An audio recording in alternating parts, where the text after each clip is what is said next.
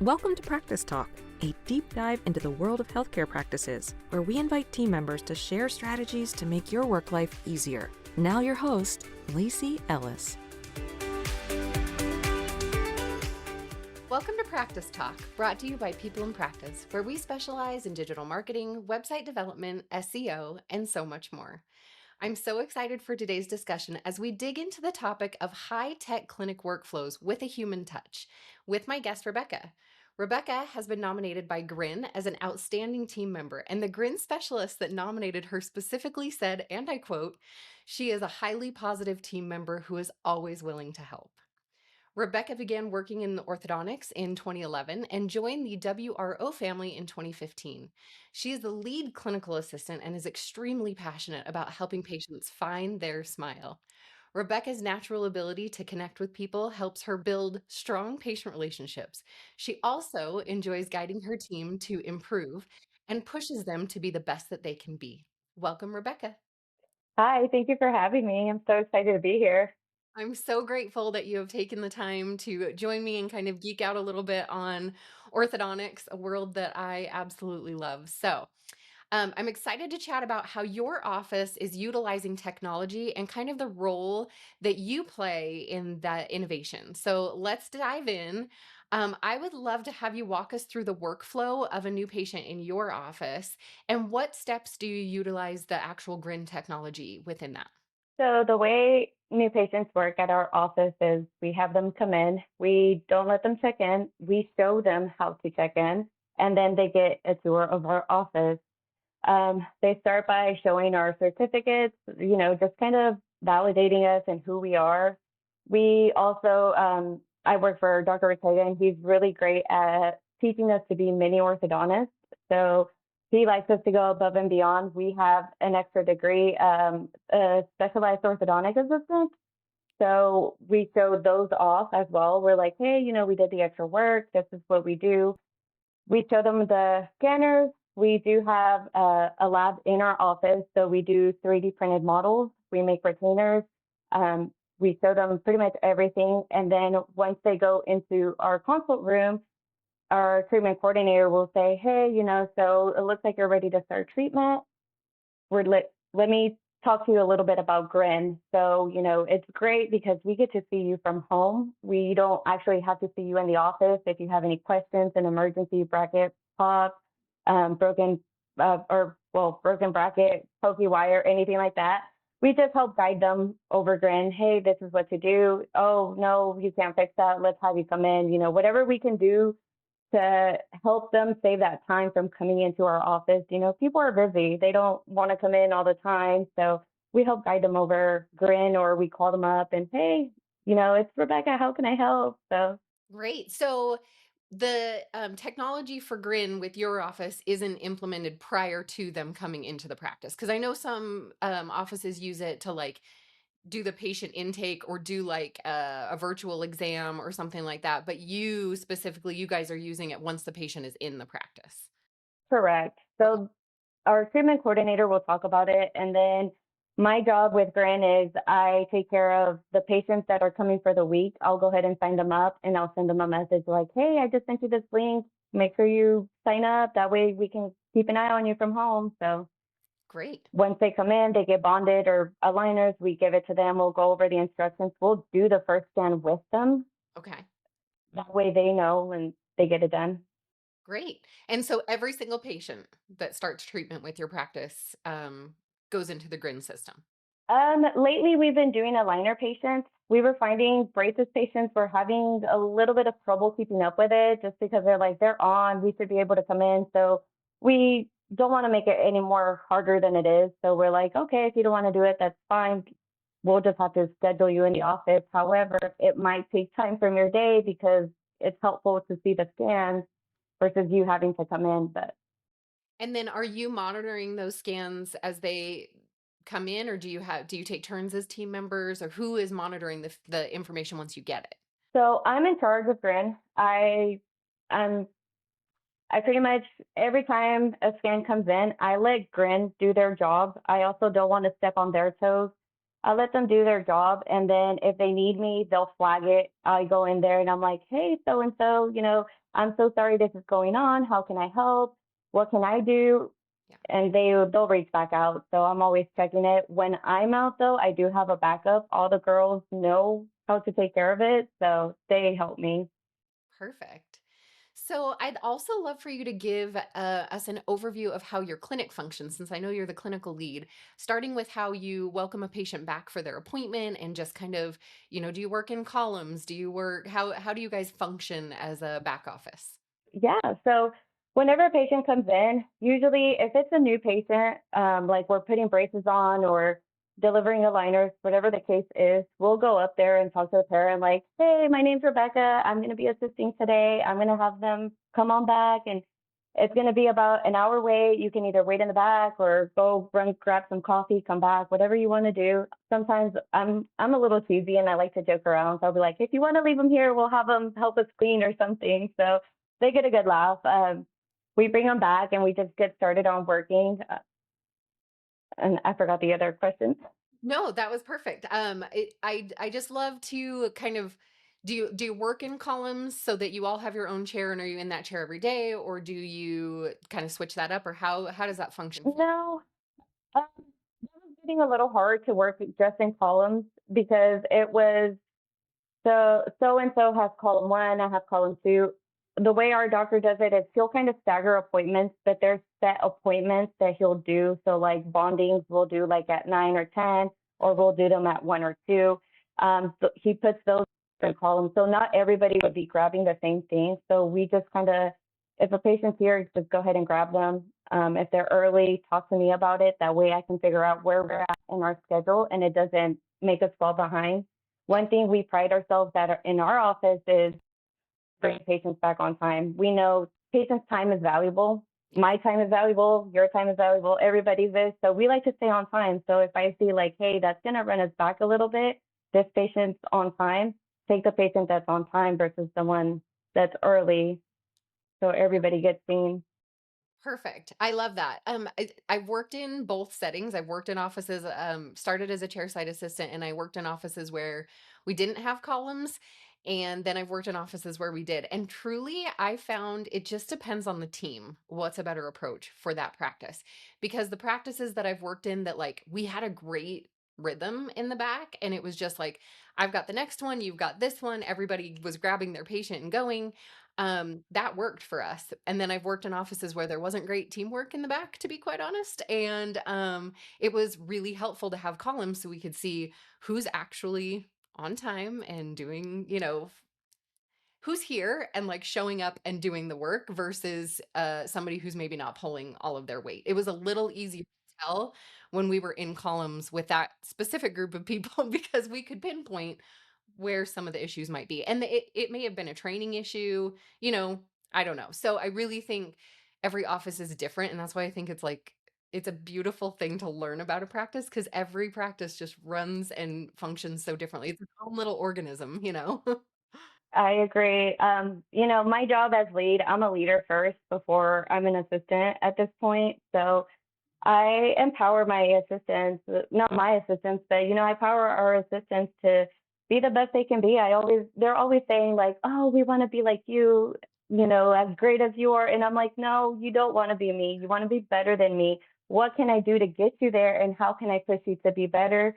It's like even our bonus structure is different. So if I can set them up to get their bonus before I get mine, I'm going to do that because it's going to help them help me in whatever it is that I need. And I push them.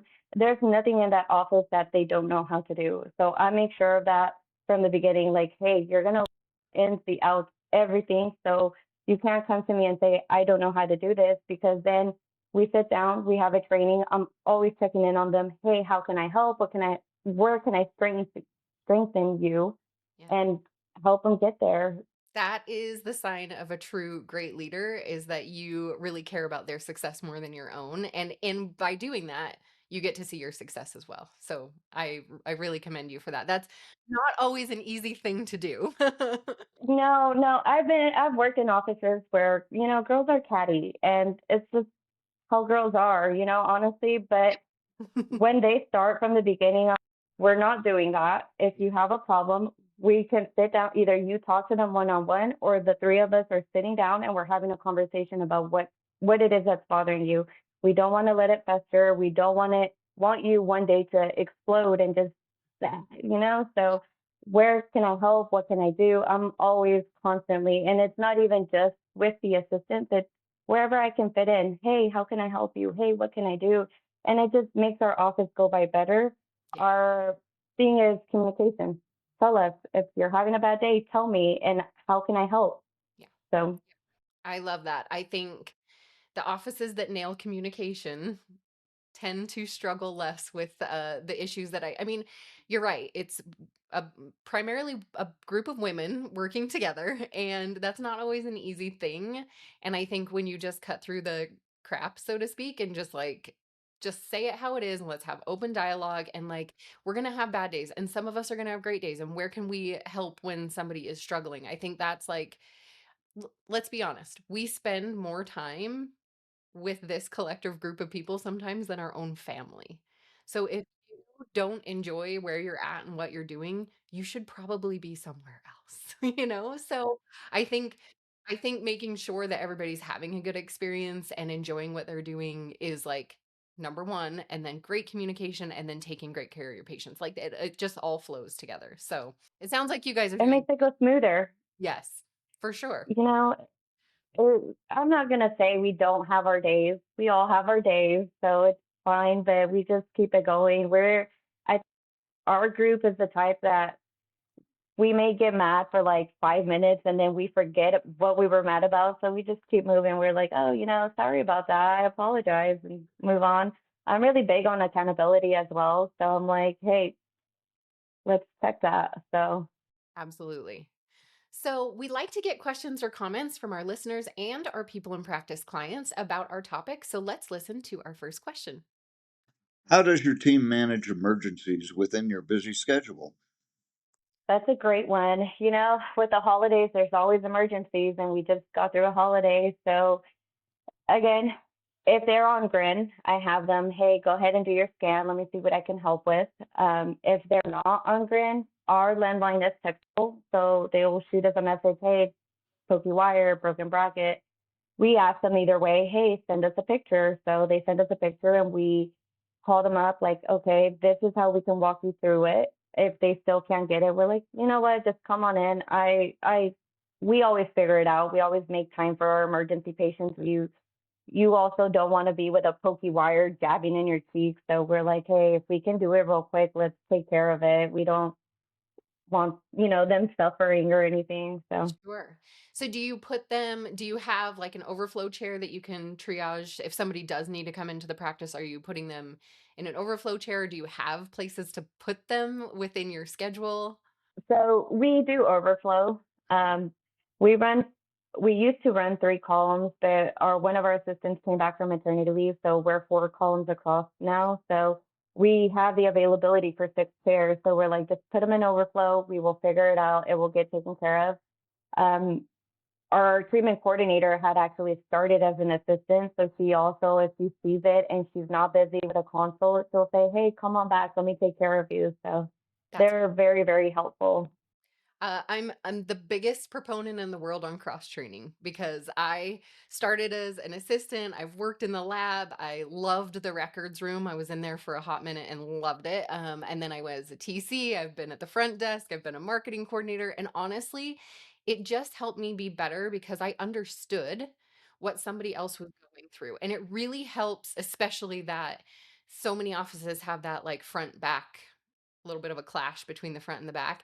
And then when you've sat in the front office chair and you're like, oh my gosh, there's so much stress. The doctor needs this, and I've got 3 patients asking me that, and the phones are ringing off the hook. And like, it can be very overwhelming. So I think really understanding and being able to help out and pitch in where you can and like learning somebody else's job and perspective, it just makes us all better, in my opinion.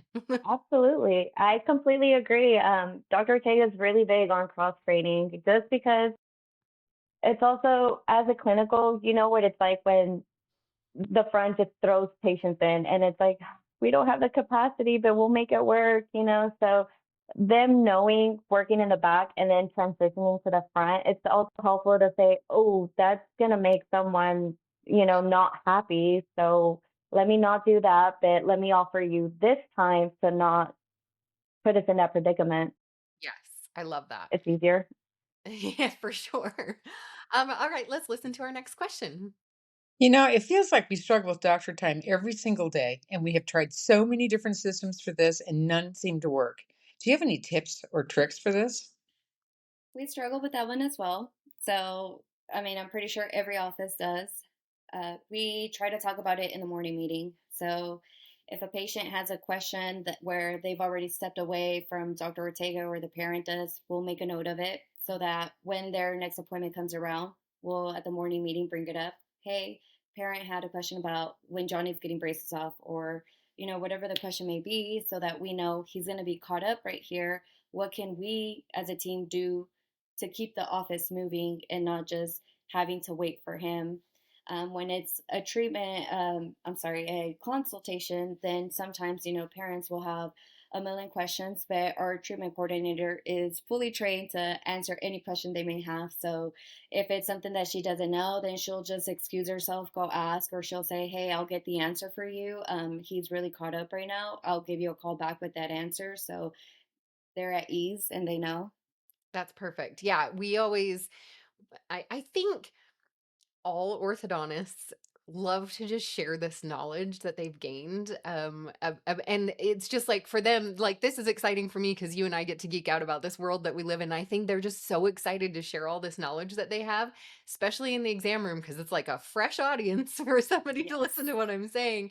And so that is probably where we struggled the most in the office I was with the longest was, you have all 5 chairs in the back full, everybody's untied and ready for the doctor to take a look and see if we're upping wires or doing anything different before we tie them back in. And it just sometimes we had to be like, all right. So actually with Yes. that doctor, we got a bright, it was like lime green sticky notes. And when he saw those come out and on to the desk of the TC, he would know it's time to say, I'm going to leave you with my expert and she will answer all of your questions.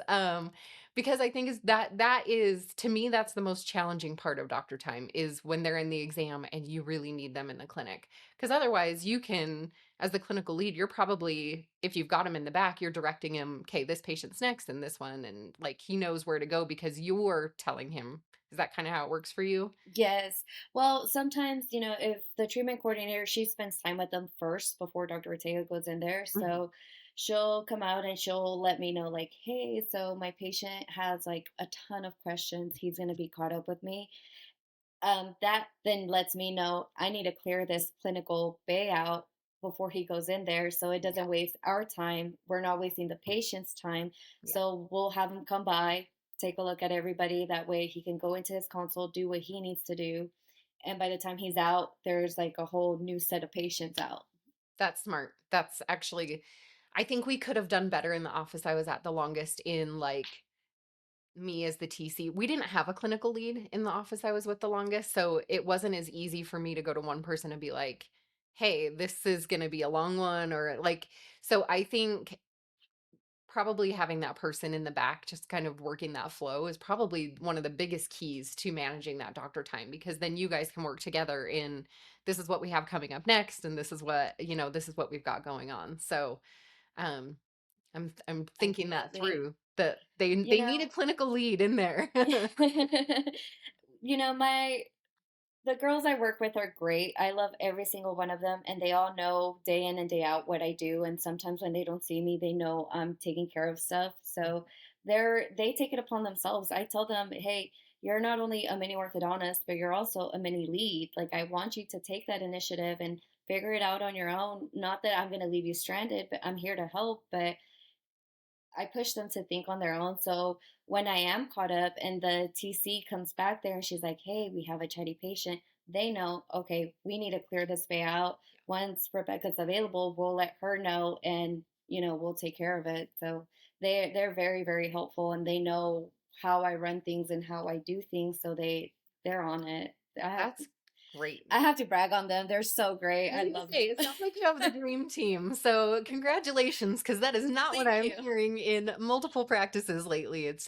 Hiring is a really big struggle for practices right now. So, I mean, maybe it always is and has been, but like getting people who actually care and want to like show up and do a good job and not just like I come here, I do the bare minimum so I can go And home. leave. Like to have Yes. that, what I can feel from you, or is that you have that heart and intention, and that you're like, I want to do a good job because it matters to me, not because Hmm. like the paycheck is great and the patients are meaningful. Like we're not saying they're not, but like the internal, just that feeling like I showed up today and gave it what I could, whether that was Right. 110% today or 70% today, whatever it was, like I showed up and gave what I had to give. And Oh, yes.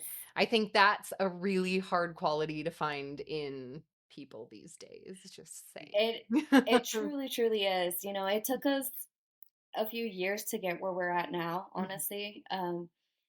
The way Dr. Ortega also hires is he'll put the ad out and he'll say, we're hiring, submit your resume, but also attach a joke.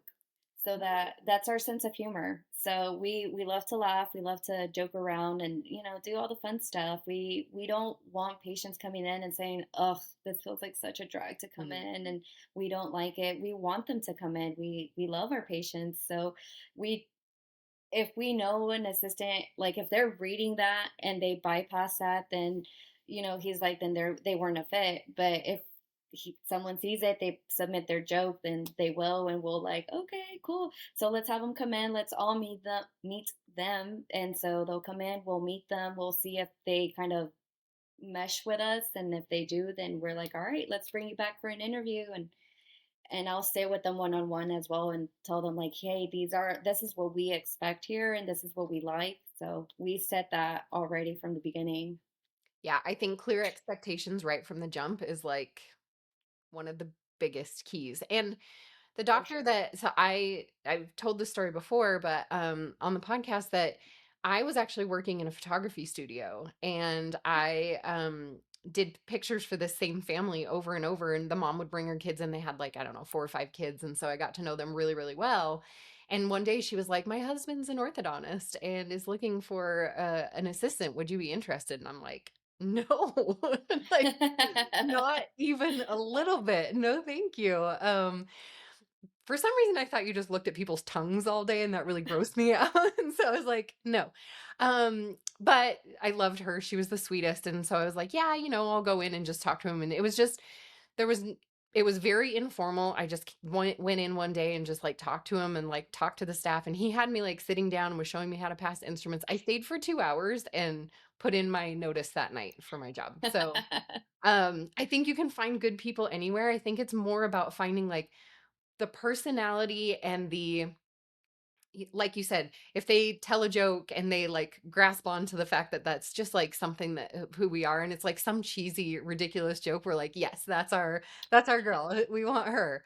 So I think you can train people. Most people you can train, right? Hmm.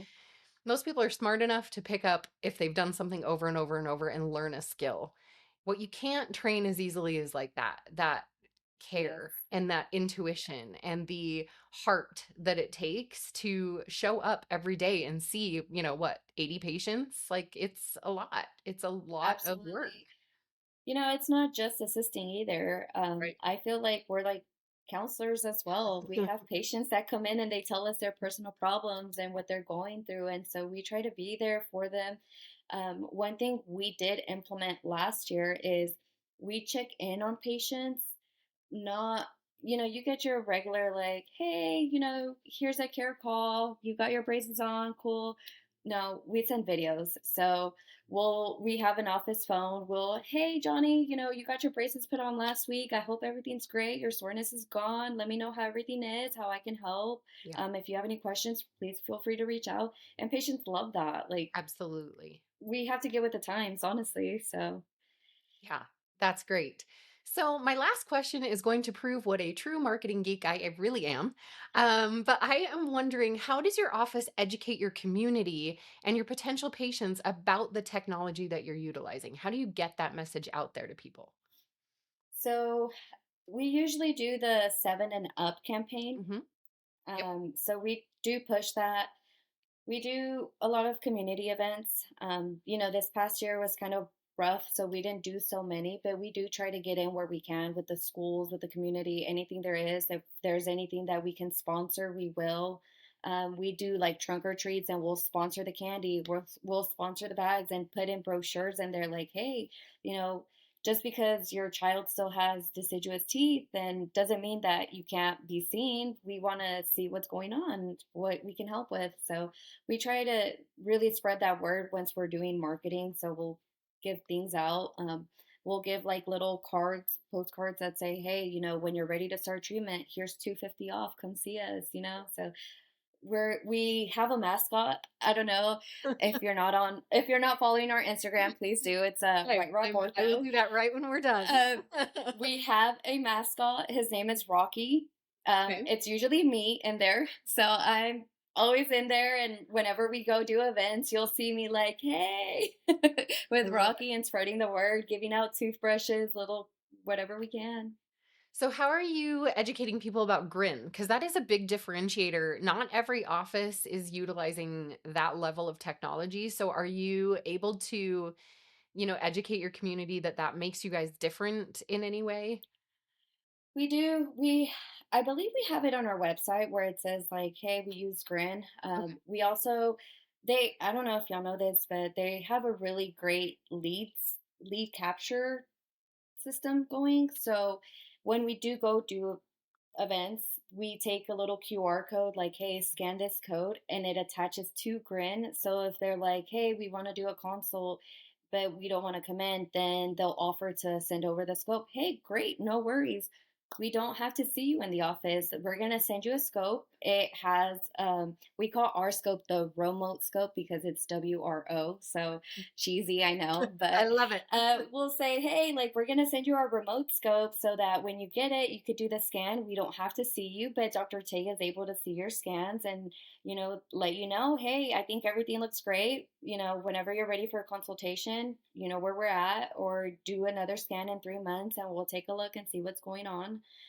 We do love for patients to come in and see us because some of them need x-rays. So we'll let them know like, hey, I think you should come in for an x-ray so we can see you. So we do try to throw that out there. Like, you don't always have to come see us. We have Grin. This is going to help you. So there's people that like it and people that prefer the face-to-face. So if a lead comes in through Grin as a new exam, so to speak, they haven't been to the office yet, do they still go to you, or does your TC take those ones? They kind of go to both of us. So then we'll kind of decide. We'll call them like, hey, do you want to come in, or do you want us to send you a scope? So Gotcha. We'll take it from there, kind of see what they want. Yeah. Okay, great. Well, I really hope that you enjoyed our conversation today as much as I did. Thank you so much for your time and for sharing your valuable insights, Rebecka. You are a gem. Thank you so much. I appreciate it. And I mean, I'm always open to feedback. So if there's anything that anybody else in their office is doing better, please let me know too. I want to know. I want the in and how to make our office run smoother. So I'm open to anything. Stay tuned. Keep listening to my podcast, and then you'll find out all these other tips and tricks for other offices. Gentle plug. I love it. Me too. Our goal with this podcast really is to give you truly tangible items that you can use in your day-to-day life at the office, and to elevate the voices of people that actually work in an orthodontic office or in a dental office, and that they're sitting in the same chairs that you are sitting in every single day. We would love to hear topic or guest recommendations, as well as questions or comments about things that you are dealing with in your practice. Send us your questions or stories to practice-talk.com. Please subscribe and share this episode with your friends and family that might be interested in these conversations or find them helpful. And don't forget to listen to our original podcast called The Golden Age of Orthodontics, hosted by the founders of People in Practice, Dr. Leon Klempner and Amy Epstein. Until next time, thank you for joining us on Practice Talk, where your voice has value. Thank you for listening to the Practice Talk podcast. Head over to practice-talk.com to ask us questions or tell us your stories. Until next time.